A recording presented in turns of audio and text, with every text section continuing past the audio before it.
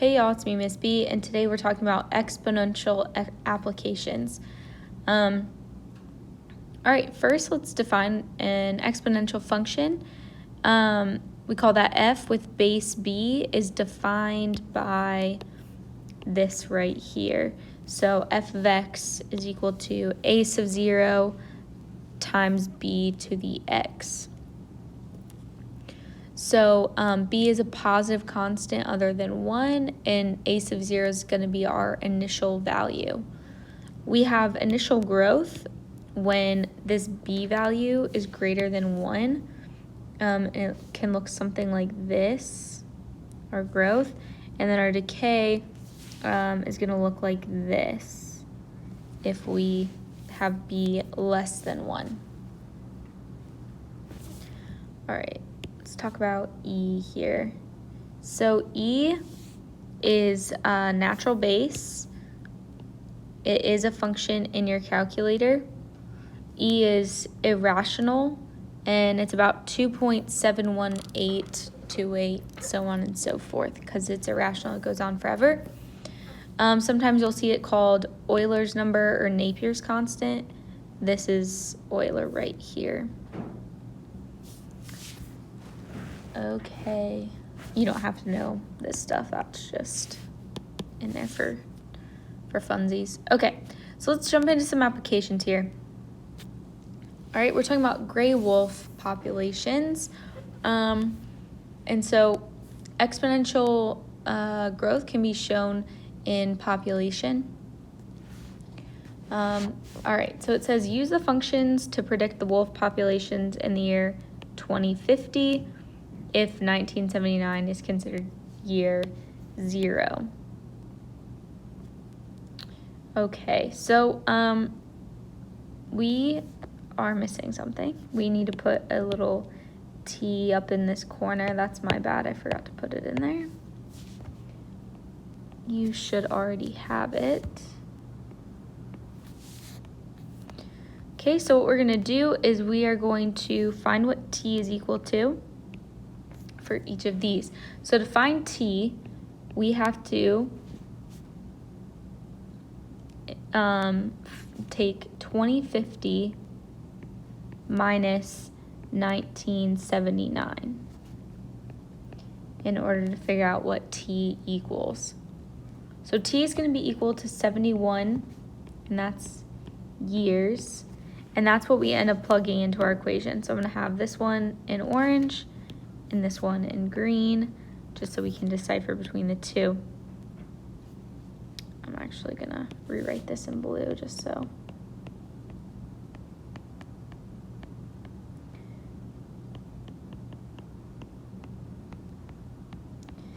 We can not get it confused with the other one. Okay, so I'm just gonna plug in P of 71 is equal to 1.26 E to the 0.247 times 71, plugging in that T value.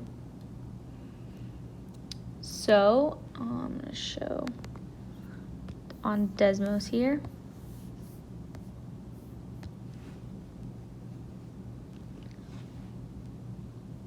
So we have 1.26. E is right here. And then to the power, where's that button?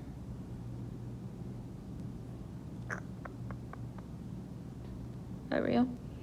To the 0.247 times 71. So we get 52,070,635.04. So that is going to be equal to 52,000.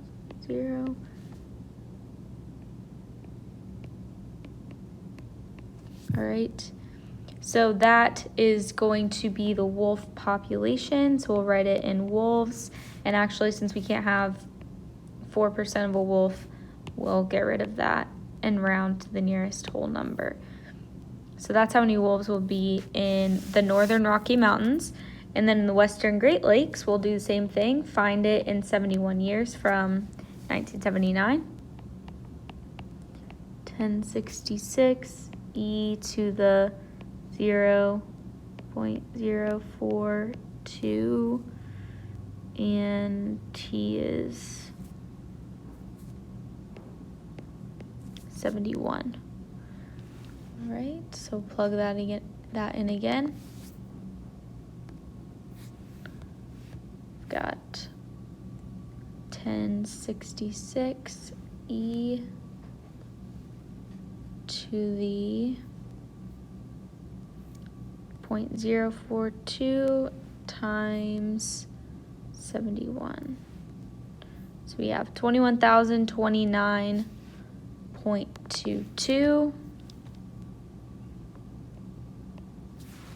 which we can just round to the nearest whole number. So 21,029 wolves, and we do want to make sure we label.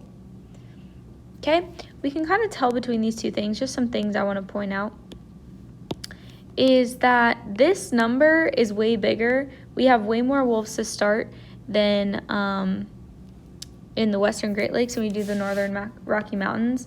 But because this growth factor is bigger, then it multiplies way more. So you can see the major difference in the number of wolves just because that growth factor is bigger.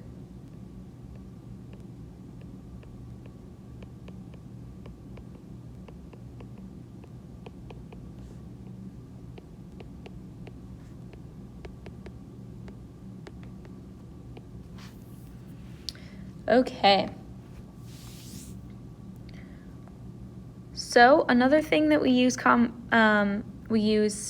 exponential growth for is interest formulas. You'll see that exponential growth rate in our second equation here.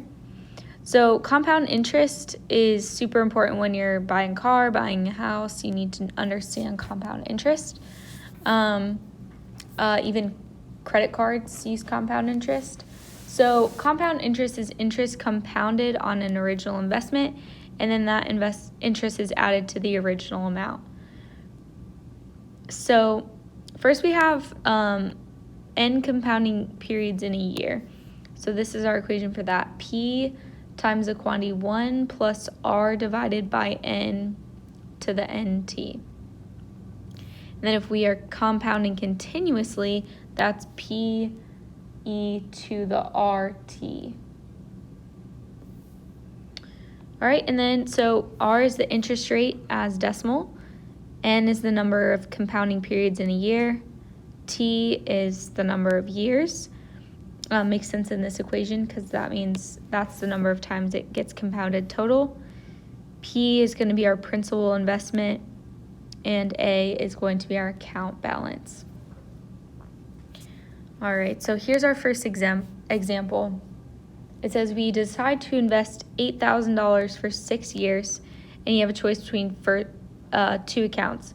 You can have an account that pays 7% per year compounded monthly, or you can have an account that pays 6.85% per year compounded continuously. So it says which one is the better deal. And I just went ahead and highlighted as I went that important information. It's a good skill to have.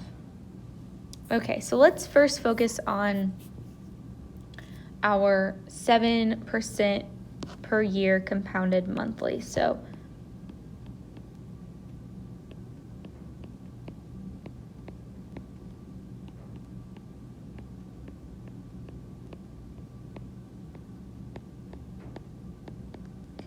that means that we are going to use this equation right here, that first one, that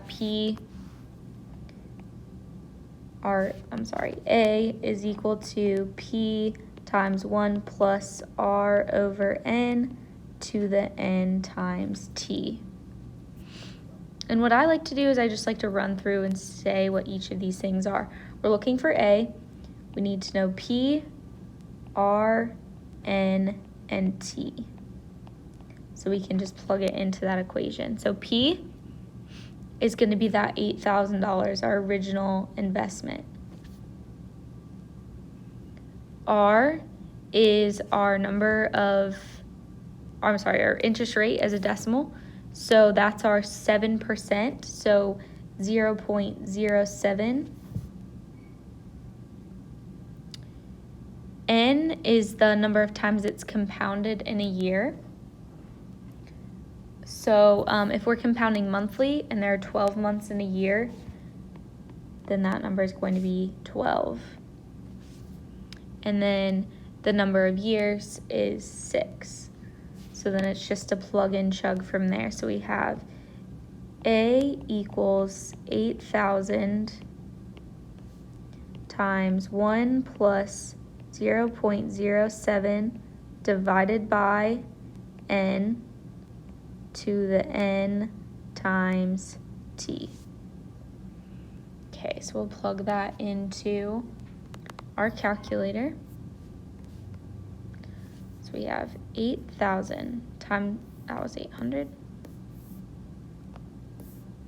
times the quantity 1 plus 0.07 divided by T, which is 12.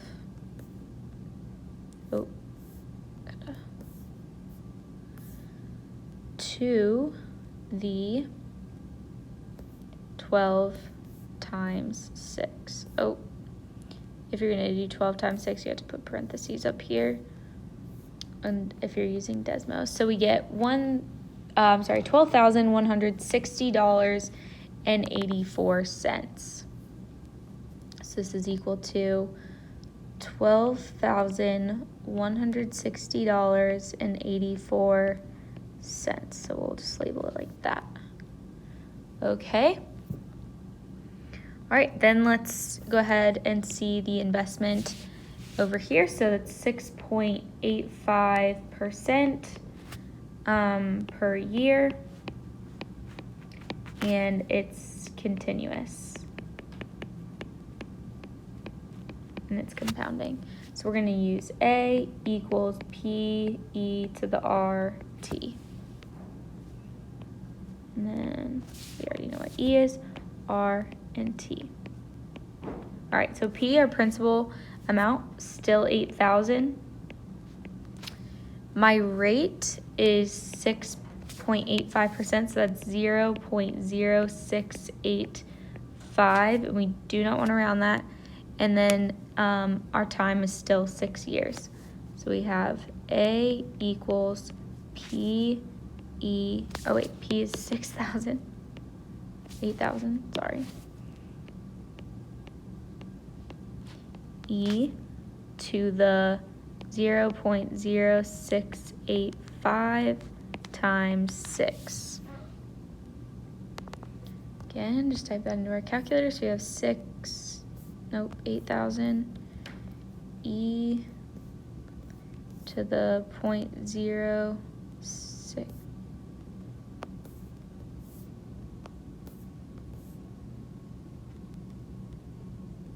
0.85 times 6. So we get 13,322.32.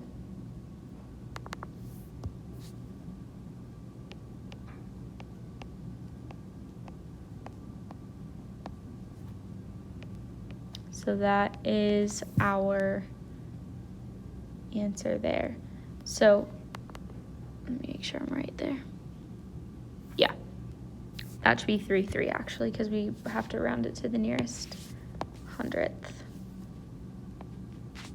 Okay, so between these two, this one right here is the sounder investment. So we are making more money by investing 6.85% per year, compounded continuously. And most of the time when we compound continuously, that will end up being the better rate, the better investment rate. So 6.85 continuous is the better investment. All right.